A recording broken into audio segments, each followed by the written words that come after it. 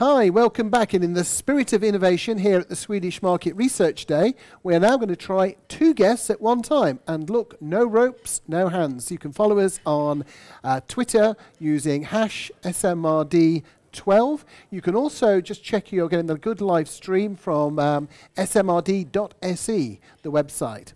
So, 2 guests. Jonathan, if you could pick up the mic and introduce yourself. Okay. Well, thank you very much, Ray.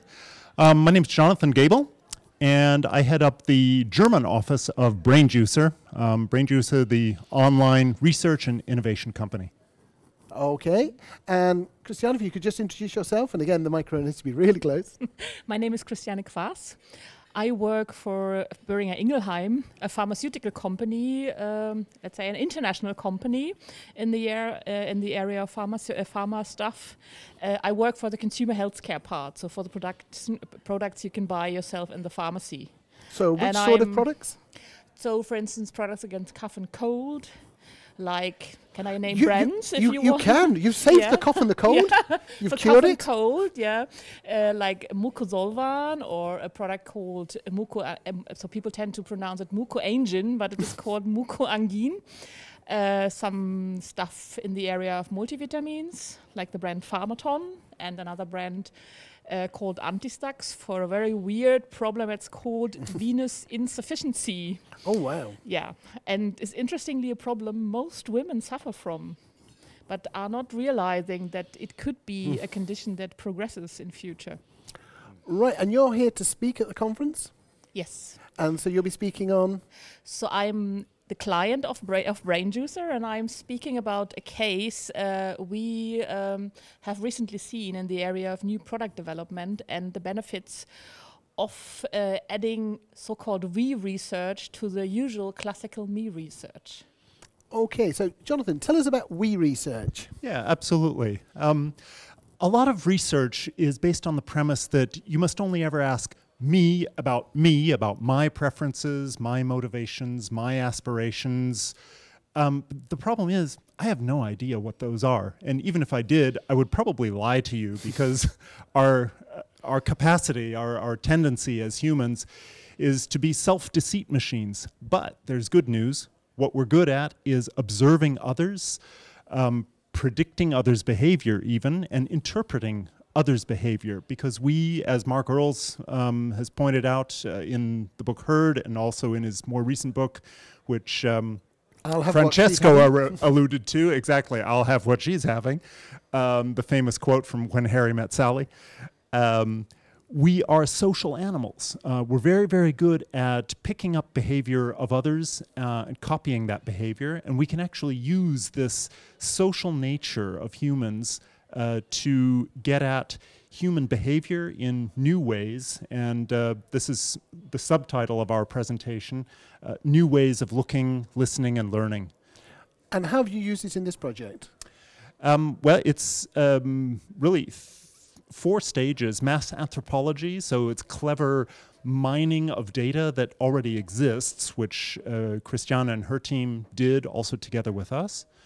Then mass ethnography, where we actually ask respondents to go out and be kind of amateur ethnographers. Of course, with a health warning, yes, these are amateurs, but they are under professional guidance, so professional supervision. Then we've used co-creation as well, using an online community to flesh out the concepts and develop them in more detail, the concepts that arose from the mass ethnography exercises. And then finally, we used mass prediction using the wisdom of crowds principle that was first popularized, not discovered, but written about by James Surowiecki in his book, The Wisdom of Crowds. So that is all sort of what we understand to be research. Right. So Christiane, what drove you to want to commission this sort of research? Was something not happening before? No, it was not happening before. I mean, we were following the classical approach, interviewing people and observing people about themselves. But when we were looking for a solution to come to new product ideas, we were kind of, let's say, infested by this idea to use the social nature of people. And what is especially interesting about the case we will present this afternoon is the difference in quality if you add the second layer, so the mass ethnography to the mass anthropology. So what kind of different types of information you can gather with that approach together. And we can even prove that with the WE methodology in predictive markets, because the amount of ideas which were good were higher in the case when we combined two things together with still existing methodology of research. So it's not that we reject it from now on, but the combination makes it much richer. Okay, just being really tedious and sort of nerdy for people involved in pharma research, does it bring any special adverse event reporting into play when you start to use these mass anthropology, WE research? Let's say adverse event is always a topic, and in the context of the Boehringer-Ingelheim business, it is really well taken care of by our colleagues from pharmacovigilance, who are always challenging us in market research that we do not push the button too far. So they supervise these projects and make sure that adverse events which occur and which can occur and occur all the time are, let's say, properly recorded. The fact that, let's say, the mass anthropology and the mass ethnography is, let's say, a rather qualitative approach that is not producing, let's say, mass of adverse events. It is fair to be used in this context. Do you think that there could be difficulty? I mean, one of the fascinating areas with traditional ethnography is looking at people with severe conditions, severe rheumatoid arthritis, things like this. But if you moved into a mass technique, you probably would generate quite a lot of adverse events. Let's say the context I'm working in is this so-called consumer health care. Yeah, so it's not quite so the bad. self-selection stuff and over-the-counter products. So we normally do not deal with severe illnesses. In case we would go into these areas and talk to people like that, again, this supervision by our pharmacovigilance team is always, let's say, a good filter to avoid that we, let's say, push the button too far in that area. So, but we have seen examples from other companies presented last year at the MRS, is it MRS conference in London, who come from the prescription medicine area, who used also techniques from that area, and they were quite positive about it and said it is not, let's say, the risk is not as big as they would have expected. Yeah, I mean, certainly I know of people who are using communities. But for sure, we have to be very, very careful in that area. Yes, absolutely. So, Jonathan, how do you spot a good client, somebody that you're going to recommend this to, as opposed to maybe a more traditional approach? Well, obviously, we'd recommend combining me research with WE research to just about anyone. But the kind of clients we really enjoy working with are those who are bold, who are mavericks, willing to try new stuff, and actually sort of they can't help themselves. They always are always looking for new things to do within their own organizations. They may be almost misfits in their current organizations, and we have examples of people like that actually coming to work for Brainjuicer. But the other thing is they need to also have a certain amount of influence, some weight within their company. So yes, it's people who are dissatisfied with the status quo and who are looking for new ways of getting in touch with the consumer. Now, you may or may not have seen it, but in the last 24 hours, the GRIT report, published by Green Book, has come out, and Brainjuicer were voted the #1 innovative company. So, Christiane, what do you think would cause people to vote for Brainjuicer as the #1 innovative company? Let's say I can only speak for myself in that case. Well, no, predictive. I want you to do a predictive market.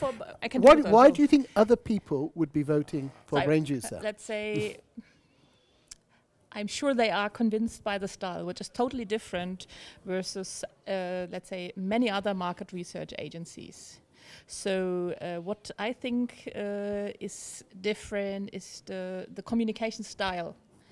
So whatever you look at, like the website or let's say the way inquiries are done and simply formatted, or the way presentations are shaped, or the way presentations are handled. Yeah, and there's another area that is the flexibility, and an interesting approach to, let's say, customization, which is building on, let's say, very standardized and very clearly defined, let's say, modules.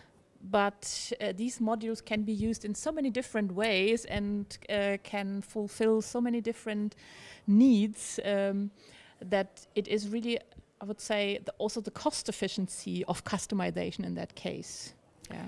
Okay, given that my colleagues back in the office are watching this and they paid for my travel accommodation, I should probably point out that Vision Critical came third in the league. So we were also quite pleased, but not first, and we were aiming for that in the future. What do you think is going to change in market research? In the next, both of you, and then we'll probably need to wrap up because we're running out of time, but first yourself, Jonathan, then Christiane. Yeah. Next 12 months, what's going to be new? Next 12 months, I think we're going to be seeing more and more use of probably social media, data mining. We saw a fantastic presentation from Francesco this morning that goes really beyond just mere tracking. You know, what are people saying about my brand, or how often is my brand being tweeted? That's not what it's about. And I think he showed us that there's a lot more that you can do there.